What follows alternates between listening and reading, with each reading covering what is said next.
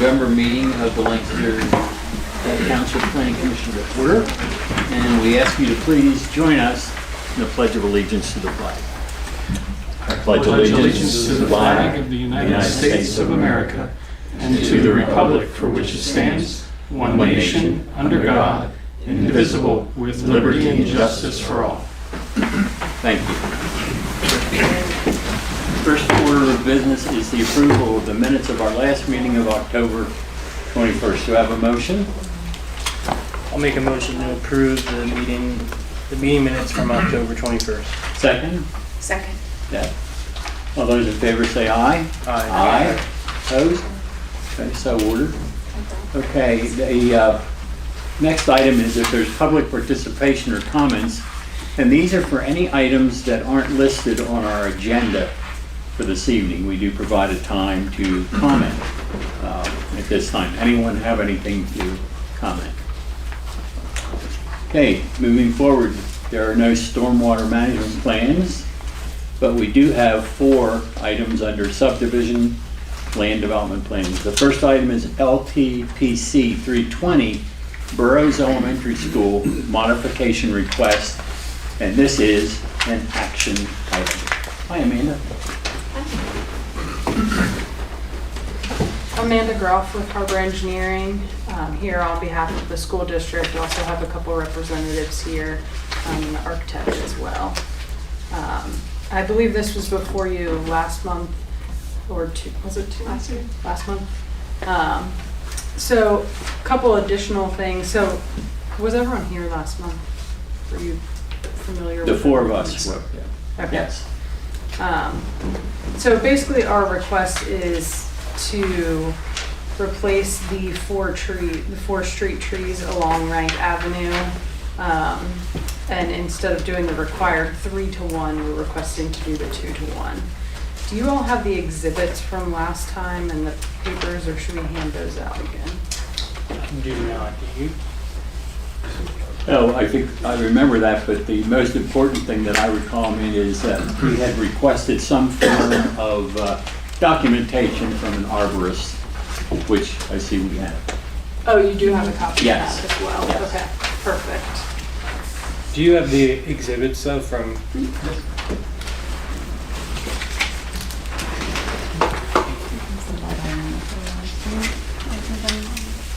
Sure.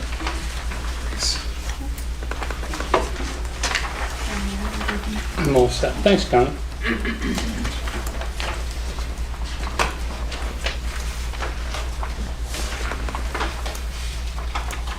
So yes, the main thing that changed was that letter from the arborist, basically supporting the justification that they need to come down because of the new curb that's going in, that's getting moved into the site about 2 feet to meet the required road improvements along Rank Avenue, and then the replaced sidewalk as well, which is also sliding into the site, aka closer to those existing trees.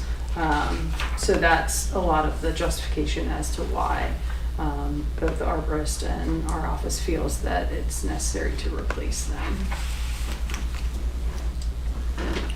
Okay. John? There was a follow-up question from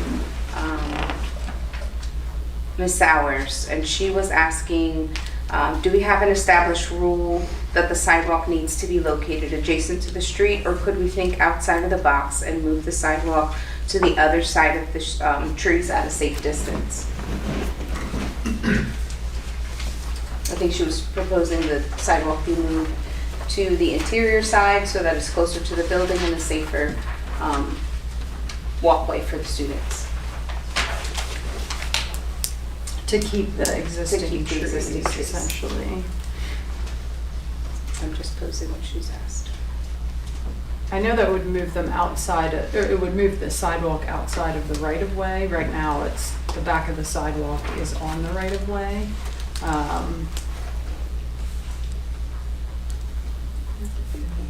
Typically, the sidewalk is within the right-of-way. I know there can be exceptions to that, I guess, but I don't know if the township has a stance on that, or... We did also try to make it consistent along Rank Avenue, so the grass strip is consistent, just double check, 6 foot wide the whole way along there. So Deborah, do you think that she was saying like moving it in here? Yeah, I read the question exactly how she posed it, so. No, that was saying, move it in here. Like that way. Yeah.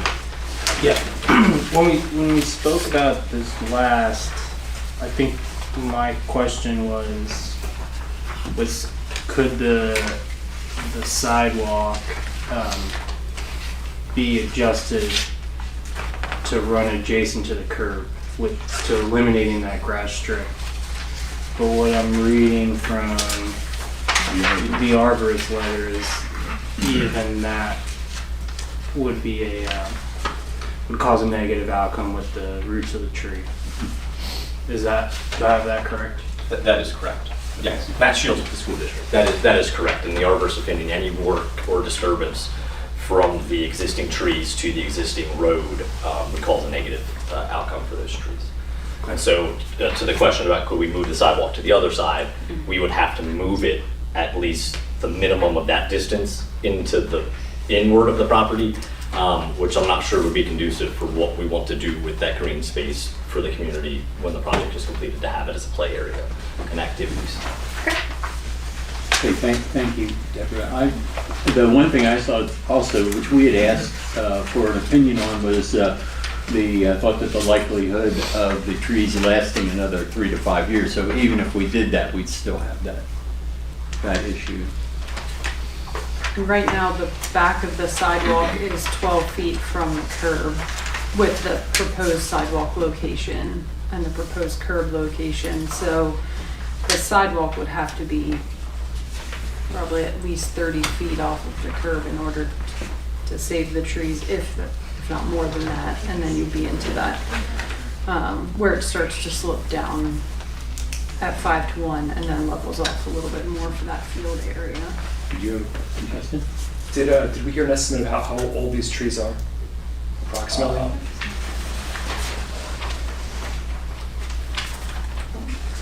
The reason why I'm asking is because I know that the trees look very impressive right now, but my understanding of honey locust trees is that it is not a particularly long-lived tree. And I think we heard from one of you last time that they are, at this point in their life, dropping a lot of sticks and limbs. They are significantly, when we have windstorms, we do see it dropping limbs on a regular basis. We've had some power lines that run parallel to the road and the side chain to the sidewalk. We've had some impact with those power lines because of those trees in the past year because of storms. Yeah. If I recall correctly, Burroughs Elementary School was built by Lancaster Township when we had our own school district. Correct. And that was in the late 1950s. So my guess is those trees would have been planted at that time. 75 years-ish. My understanding is that's a pretty decent run for a honey locust. I guess what I'm getting at is I think there's a certain appeal to this being an opportune moment to replace these trees well and plant like really good successor trees, even though it's a shame to see this great canopy come down. I think it makes actually quite a bit of sense. That's my view. Yeah, I think this letter, in my opinion anyway, addresses the concerns that were raised. Do you have anything else? I agree with that. Ben, anything else? No, you've got my letter and a recommendation to approve the request. Anything from the audience? Then I would entertain a motion that we approve the modification request that's before us. Recommending approval to the supervisor. Thank you. Thank you, Ben. Just so I'm clear, the modification request is to reduce the required replacement trees? That's correct. So from what to what? Well, I think the requirement is 3 trees with an equivalent cross-sectional area at maturity. And the request is to go with only 2 trees per tree to come down. So doubling the number of trees, and 2 with the same cross-sectional area at maturity. So They're proposing 2, 4, so 8 trees instead of the 12. Okay, Correct. got it. Yep.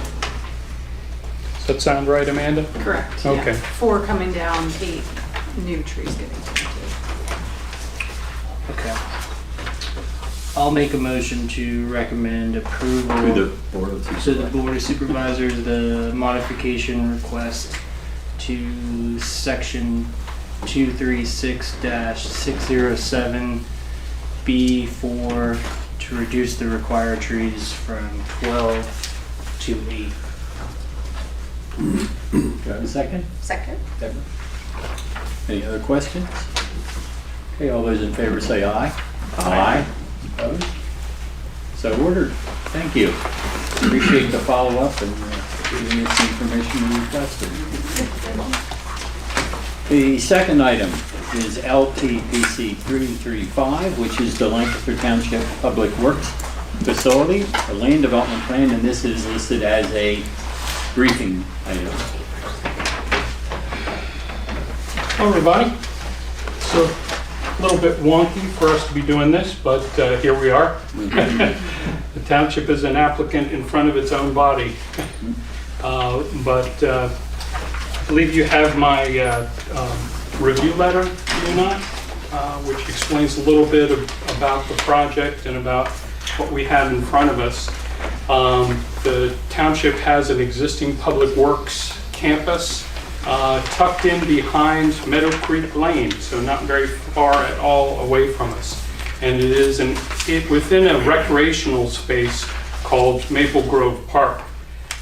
Is everybody able to see on here the image? Okay. And it's constituted by 2 properties. One is this property to the north, which has approximately 6 acres. And then there's another property that's to the south of that has about 14 acres.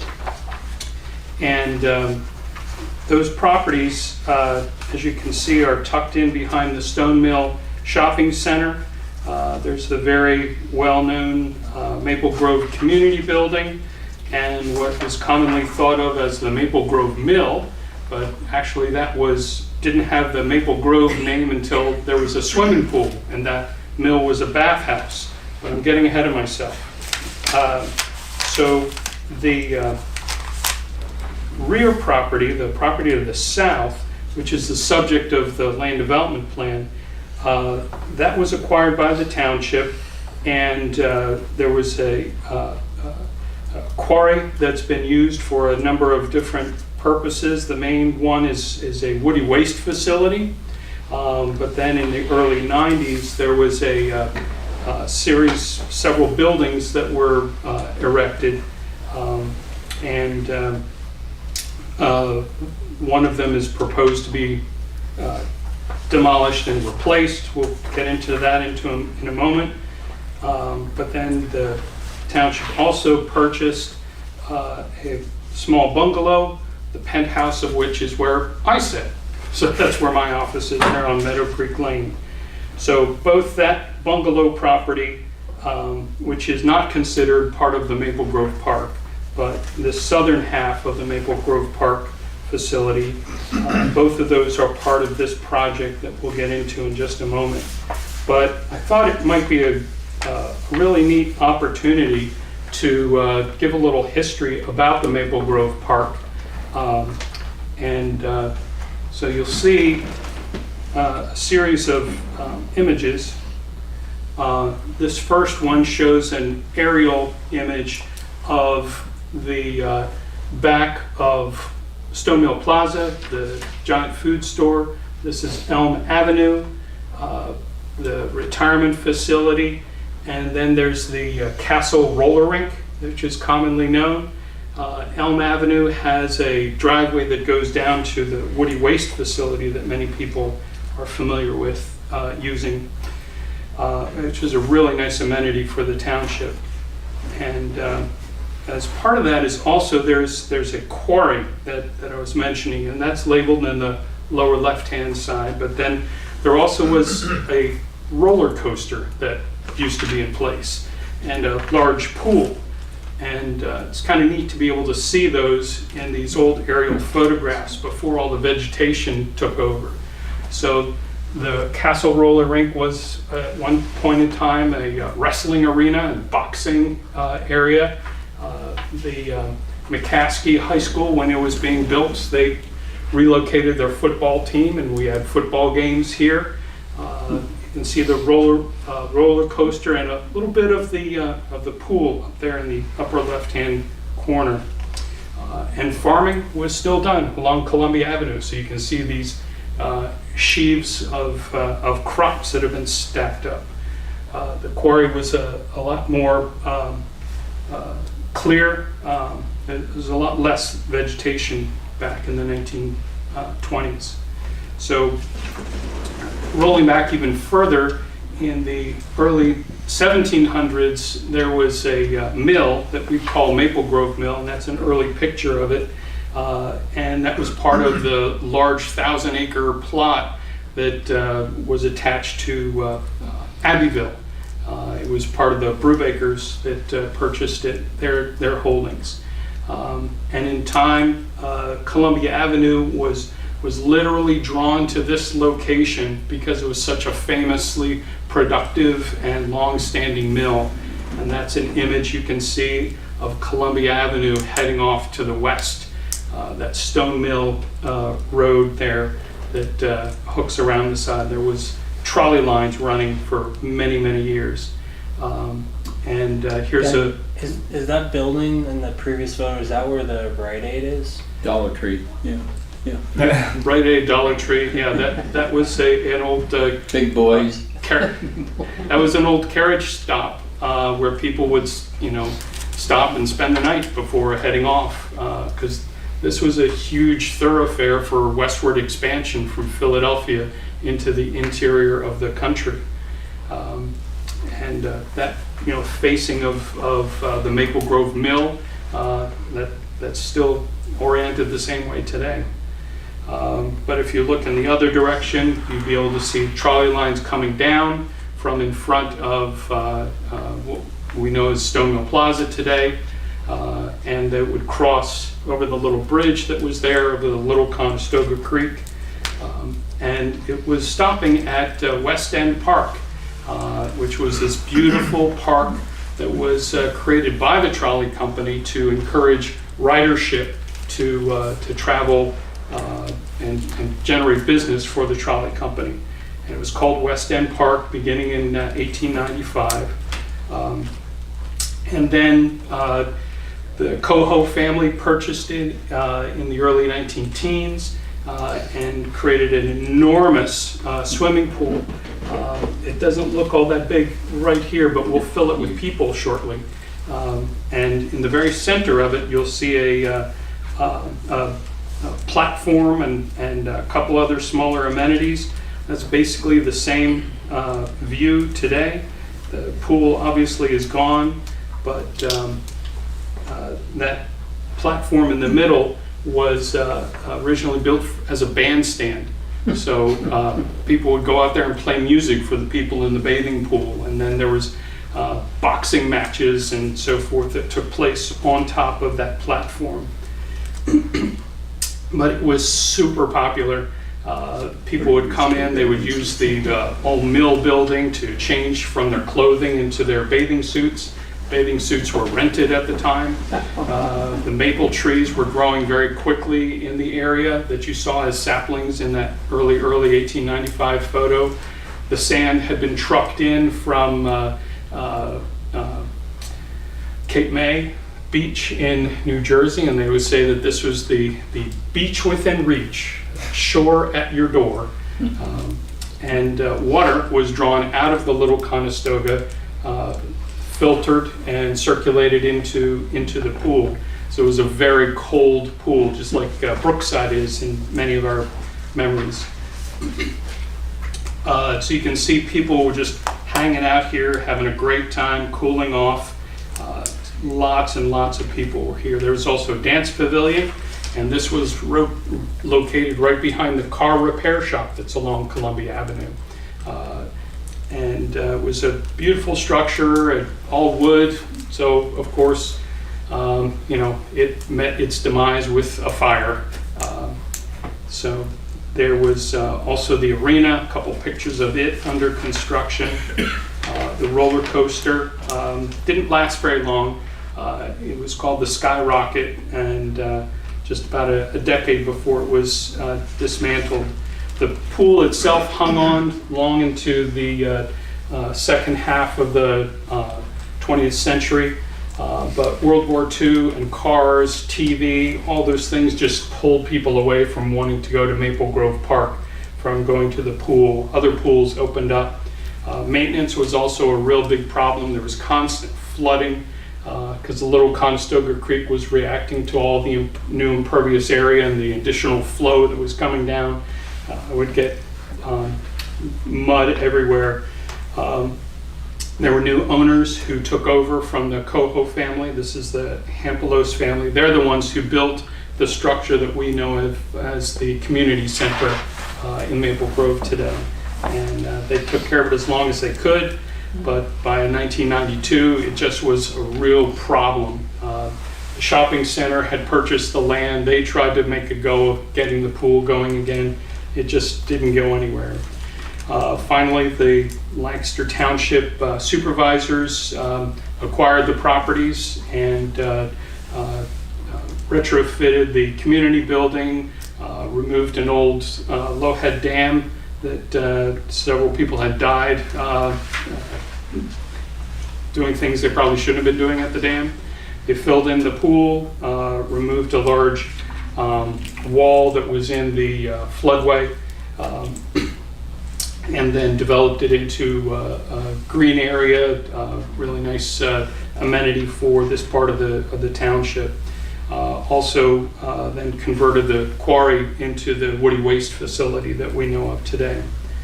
So this is what we typically know of and think of as Maple Grove Park, but the Public Works facility is still a very active place, and it has outgrown its ability to be served with the current facilities. So I'll kind of turn things over to Mike at this time.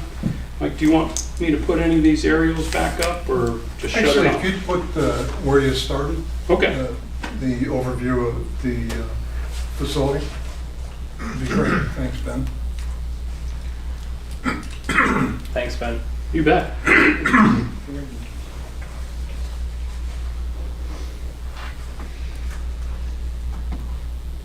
Is it this one you wanted, or did you want the one with the property lines? The one with the property line Okay. would be great.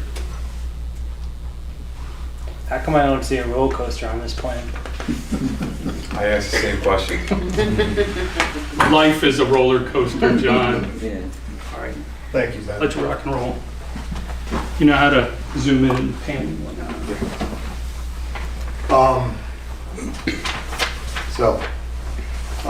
I'm not accustomed to this, but Ben told me that I should come in here and tell you a little bit about our project, so I'll start that way. We have right now about 16,000 square feet, primarily in this area, this building. That's our salt shed right now. This lower building is just for storage. And this pad you see here is the old salt shed, and that's a concrete pad that'll be going away. This building gets demolished, the salt shed gets demolished. And we're gonna rebuild, hopefully. We're gonna build a new building that'll be about 26,000 square feet. The reason, two of the primary reasons for doing this project, our building was built sometime in the 1990 era. I don't know if you know the exact year. March, 1992 1992. was when it was dedicated. So we've been working in that facility. Our crew has grown 16,000 feet. When we have vehicles in the garage, the fairway between the two lanes of two parking areas of vehicles is relatively narrow. So safety is a factor. We need more space to be safer, and we need more space for equipment. In addition, the new facility will help us with compliance for EPA, DEP. Right now, we have portable containment and so forth around the salt shed. The fuel island will be upgraded with the better containment and so forth. So there are a lot of features that will come with the new building. I'm open for any questions. Mike and I did talk about the review letter, and I answered his questions. If you don't mind my saying, Mike, you feel confident that you'll be able to work with the consultant and resolve all the... Yes, I talked with them today, and they feel good about all the things that were in the letter and being able to comply with it. Okay. So tonight's just a briefing. If you had any questions or anything, we can go over it. It is a township project. Before anyone accuses you of taking it easy on the township, I'm looking at a 36 comment review. That's boilerplate. I like to be consistent. You certainly are. So I guess Appreciate that. Wasn't that the appreciation that we made a previous thing? Yeah. Yeah, okay. I think the other thing is, Mike was saying, safety is that don't you have to move out all the vehicles every day? So, Yes. yeah, it's something that's very much needed, yeah. All right, well, I thank you for your I time. did have a question. A few times that I've walked through the park here, the trail that runs around the back, Yes. as it approaches that, the new bridge that was replaced over there, I've seen some, like in the fill embankment, some rills form from stormwater, or maybe it started from like a groundhog or something. Are you aware of that? So, I'm guessing that you may be speaking of one that runs Yeah, exactly. just about mid-building and down to the creek. That's actually a natural spring that's in the side of this hill right here and has been running since I came on board with the township. Interesting. I've always considered that where the pad is on like a man-made fill embankment. But I'm sorry? I've always considered where the facility is on, it always looked like a man-made fill embankment. Up here. Mm-hmm. No, I wasn't here when they built it, so I really can't answer with any authority, but I think that was just the lie of the land. Ben, are you? There has been some dressing up of the slope over time, but we've got bedrock pinnacles sitting up in there, so Yeah. it's We're actually just upslope from there. We're probably another 6 feet in this area right here, which is a rock ledge. So I'm guessing that under this building is, Yeah. and the geotechnical that we had done indicates we're gonna encounter some rock. So will we expect to see something next month? potentially. We're the engineer is working on some DEP clearances to be able to submit their NPDES permit. Once they have that, then they'll have a better feel about what the rest of the project is going to be, what changes they need to make. There are a few more waiver requests that I think they're going to want to ask for. I would expect that this should be back to the Planning Commission in another 2 months, something along those lines. Yeah. Not likely next month. Okay, Some- thank you. so- Well, thanks for the briefing, appreciate it. Thanks for your time, I appreciate it. Thanks, guys. That's great. Okay, our next item is also a briefing item, LTPC 336, 1905 Millersville Pike, and this is a lot add-on plan. who is here to speak.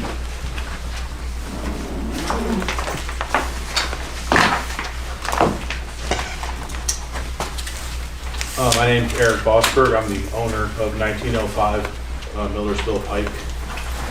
And hopefully this is the simplest thing. You guys got to make a decision on tonight, because it's simply just I want to purchase a portion of the land of my neighbor, 1915 Millersville Pike, and essentially add it to my lot. So all we're really doing is moving the property line from here to there. We're not planning any development at this time. We're not adding any structures. We're not improving any roads or doing anything like that. So it should be relatively simple for this subdivision. I do know there were 2 waivers that we applied for, and both are concerning the highway, Millersville Pike. One waiver I think was for the improvement requirement to improve Millersville Pike, and the other one was to add sidewalks, which Curbing. which we obviously don't want to do if we're not doing any improvements. We're just adding land to this lot. We have Ben's review letter. Ben, do you have any other comments? Eric, are you hoping for action from the planning commission this evening? Well, I'd love to get basically a recommendation to the supervisors saying, yeah, this would be a great idea. Go ahead. We might not be that enthusiastic, but do you think there are any other waiver requests that are going to be needed? I'm not aware of any other waiver requests other than the 2 that were mentioned. Okay, so you felt confident that Rodney would be able to address all the rest of the comments? The rest of the comments, yeah, are relatively administrative Okay. in a lot of ways. All right, There are great. a few things I think are requested, like they got to go back out and survey where actual trees are and things like that. Yeah, yeah, informational things. Yep. So it is scheduled for a briefing item. It is an extremely simple plan, and I don't think that the planning commission will see a whole lot of difference. That would be weighing on whether shifting the lot lines around would make a whole lot of difference, but certainly that's within your call. Planning Commission have any comments or questions? Do you plan to purchase the lot? How is that working? Yeah, so once we have it subdivided, then we would go through a purchase agreement through a title company to purchase it from Mr. Costello, who owns that portion of the property now. Okay. I think there was one comment too concerning, I have a shared drive with my neighbor at 1911. And there was some question concerning whether or not there's a maintenance agreement, easement, and that's all in place. So if the supervisors need a copy of that, we can certainly provide that as well. It doesn't really affect 1911, but that did come up in one of the comments. The private right-of-way there is, are you removing that pavement so that you're not bound to that private right-of-way agreement? Yeah, so we're making a physical separation because that there is an existing driveway there that connects that lot to my lot. That connects the rest of those houses out to Millersville? That private right-of-way? That road is a private lane that connects all the properties to the back. I thought you were talking about there's a little paved driveway. Not the shared driveway, to the east. This private. Look at it. This private right-of-way. Is that why you're removing that section of pavement? No, we're removing this section of pavement because it's requested that we have a physical separation. Once that new property line goes in there, so that nobody thinks that there's an actual drive that connects the 2. Because we aren't going to have an easement for that connection. So currently there's an informal cross use between the vacant lot and Eric's lot. And if we're allowing that property line to shift, we need to make sure that all the easements are in place so that we don't have problems later. So I the understand. decision was it would be simpler to simply remove a short section of pavement to indicate that no, indeed, there's not going to be any cross access. Makes sense. All I right, don't have a problem with moving it up to an action item. yeah, certainly, we've got lots of precedents to do this when it's very, very straightforward, so I think we would entertain a motion to move this to a action item, and I would entertain a motion to recommend to the Board of Supervisors that they approve these waiver requests as presented in Ben's letter of November 13th, and also subject to complying with all the comments. Is that approval of the plan as well? I heard approval of the waivers. Okay, yeah, and the plan. Thank you, Ben. Did you make the motion, or are you? I'm saying I'll accept it. And so moved works. So moved. So moved. And the second. Second. Okay. All those in favor say aye. Aye. Aye. Opposed? Okay, thank you. Thank you. And the last item here is LTPC 315, which is 1515 Ridge Road. And this is a modification request, and this is also listed as a briefing item.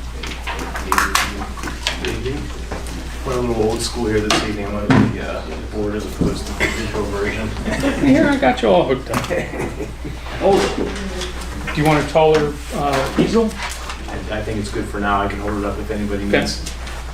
Good evening, Doug Matthews with David Miller Associates, here for 1515 Ridge Road. Also have the developer and also have the future homeowners with me this evening, in case anybody has any questions as we proceed through our request here. I like to keep everything brief, but happy to answer any questions you may have as we proceed through.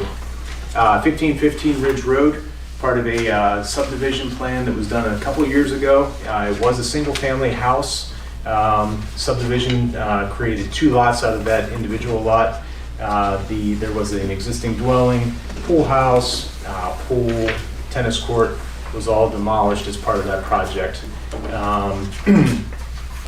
Single-family house was built on 1511, which is the house neighboring to this, which was lot number 2 of the 2-lot subdivision. That house is now occupied, has been done so for about a year now. 1515 Ridge Road, which we are looking at this evening, the house is just about finished with construction. Final grading is more or less occurred, and the future homeowners are prepared to move in within the next several weeks here. During the construction, if I can back up a second, the impervious area that was removed as part of the original plan was greater than the proposed impervious area over the 2 lots, so therefore no additional stormwater management was required for the subdivision plan. Doug, if I may, sir. that also included the reduction of 20%. Correct. So, John, I know that means something to you, that perhaps Justin or Deb, but if you're taking an existing site that has existing impervious coverage and you want to say that we're reducing the amount of impervious, you can only account of 80% of the existing impervious against what is to be allowed in the future. So that's more than 20% was never recaptured. Correct. Thank you, Ben. As part of the project, we did have to apply for and receive an NPDES permit through the Conservation District and DEP. One of the requirements for that that we did have to address was water quality. As part of that, specifically on lot 1515, we have a buffer along the north side and the west side of the property, which was intended to be turf grass and amended soil. That's how that went through the approval process, and that's what the permit was based off of. As moving forward to today, as the construction progressed through, This strip to the rear of the property or to the north side of the property is a nice mature vegetation there now. There's several mature trees, mature brush-like material back there, ground ivy, and then that's underlain by a combination of needles, like pine needles, leaf litter, and whatnot. So this creates a nice buffer, both visually from the neighbors as well as a water quality feature then as well. I'm sorry. Yeah, very similar to that. There are additional pictures that the homeowners took then as well, if you don't mind passing those, please. So the homeowners wish to maintain that buffer as opposed to cut down the mature trees, plant it with a turf grass. So we approached Township staff to see if this was a possibility. Township staff indicated that the buffer area, the amended soils, was not a township requirement, it was an NPDS requirement, so therefore we had to go back to DEP, Conservation District, to get their input on that. They also, Ben also indicated that if we did change the plan, we would have to come before the Planning Commission and then the Board of Supervisors with a plan change then for that, a field change for that. So that's where we're at right now. We made that request to both Ben and to the Conservation District. Alex, the Conservation District, has reviewed that NPDS revision request and has approved that. We have Ben's review letter. Ben has indicated that he's generally on board with everything, with 3 conditions to that, which include as-built information that will be supplied within the next few weeks. So that's my presentation. I'm happy to answer any questions that anybody may have. What we would be looking for this evening, if you so choose, would be recommendation to move this on to the supervisors then. So you're asking for change to not cut down any mature trees and replace it with turf grass. Correct. That's a no-brainer. Angie's gonna be mad she missed this meeting. Usually it's the people who want to cut down the trees. Angie would be cheering if she was here. I would say that mature trees are gonna provide way more stormwater management benefit than turf grass. So. It's not the turf grass so much as the amended soils is what the Conservation District was saying. So the amount of amended soils will be reduced and is being proposed where the mature trees are not to be preserved. So the turf grass will still go in, but just not to the same extent. So it was a substitution of the amended soils to keep the existing mature tree vegetation. Are you still planning to vegetate it with turf grass, or? The areas that aren't covered by the mature trees will be turf grass, yes, correct. So this area right here has been identified as the area where the trees and natural vegetation will remain. There's an area, I believe it's 5 or 10 feet in front of that will be turf grass and amended soils. That's all maintained in an easement so that it has to be maintained that way. And of course, the rest of the yard then will be turf grass. Justin, do you have any questions? I don't have any questions. Okay. All right, so I believe, again, are we comfortable to move this to an action item also? Yeah. Okay. Pretty straightforward. And again, I'd entertain a motion that we recommend to the Board of Supervisors that they approve the changes to the approved plan with the following conditions as outlined in the review letter by Ben dated November 12, 2025. So moved. Have a second? Second. Yeah. Questions? All those in favor say aye. Aye. Opposed? Motion carries. Thank you. All right, thank you very much. Thank you for your time this evening. Thank you. Okay. We don't have anything listed as new or old business. Is there any new or old business, Ken or John? I don't think so. Prison wants to have their next meeting in December. So that's another check-in and talk about certain design aspects. So we haven't had any other submittals come in. So Talk about the Woody thing. well, that was if, but, well, since you bring it up, sure. That's right, that's right. I should have brought that up. I apologize. It's been a couple months, okay? So, yeah, the township also submitted, no, the township also is going to submit a stormwater management site plan for a woody waste facility. And that is in an area called the St. Joe's Athletic Fields off of Wabank Road. Oh. So you're probably familiar with the St. Joe's Cemetery. You're probably familiar with the St. Joe's ball fields off of Wabank Road. But behind both of those was an area that was farmed for a long, long time, and backs up to several apartment buildings and houses and so forth. And its plans are being developed right now and should be in front of you soon and this would be a stormwater management plan because no buildings are proposed. And it would be an area to relocate the woody waste facility to. So no longer in the quarry. The quarry area would be used for primarily material laydown. Recreation then as well, okay.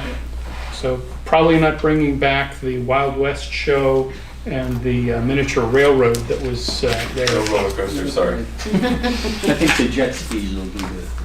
You know, they did have a floating flivver. You know what a flivver is, right? Mhm. Yeah, a flivver is an old Model T car, and they had these big pontoons they strapped on the side, and people could drive them in the Little Conestoga Creek, these motorized boats, the floating flivver.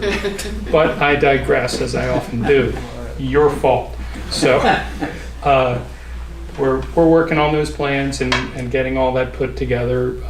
Hopefully, both of these projects will be occurring next year, but the woody waste facility should be a stormwater management site plan that will be relatively simple. Does that end up giving you more space for the woody waste facility?